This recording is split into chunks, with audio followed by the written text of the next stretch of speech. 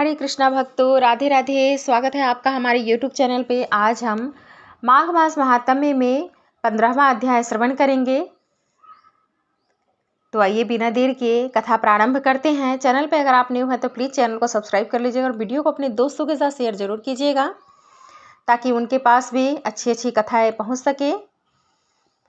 दत्तात्रेय जी कहने लगे कि हे राजन, प्रजापति ने पापों के नाश के लिए प्रयाग तीर्थ की रचना की।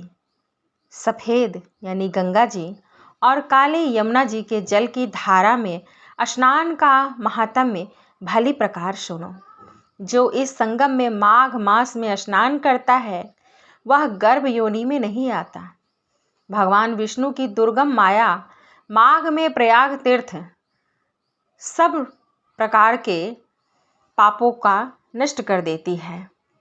माघ मास में प्रयाग में स्नान करने से मनुष्य अच्छे भोगों को भोगकर ब्रह्म को प्राप्त होता है।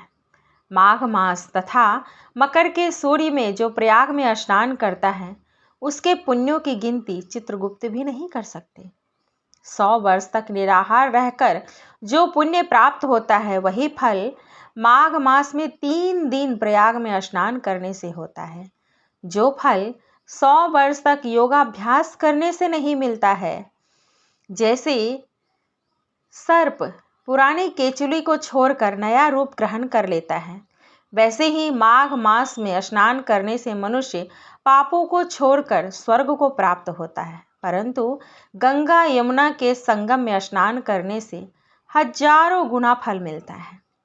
हे राजन, जिसको अमृत कहते हैं वह है त्रिवेणी।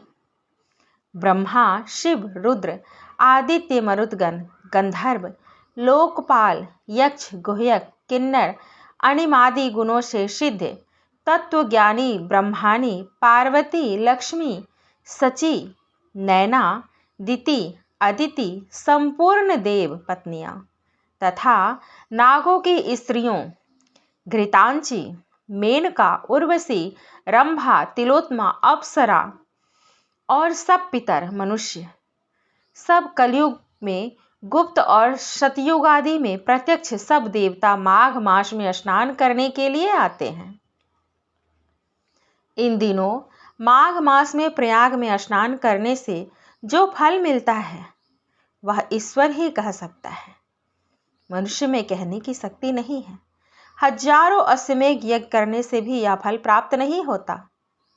पूर्व समय में कांचन मालिनी ने इस स्नान का फल राक्षस को दिया था और इससे वह पापी मुक्त हो गया था।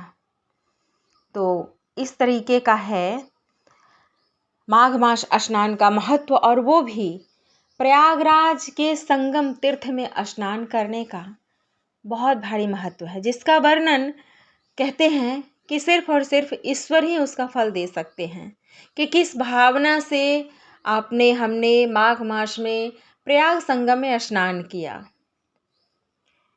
कल के अध्याय में हम श्रवण करेंगे कि कांचन मालिनी कौन थी और वह राक्षस कौन था जिसे वह अपना माघ मास स्नान का पुण्य फल देती है और उससे उसका उद्धार होता है।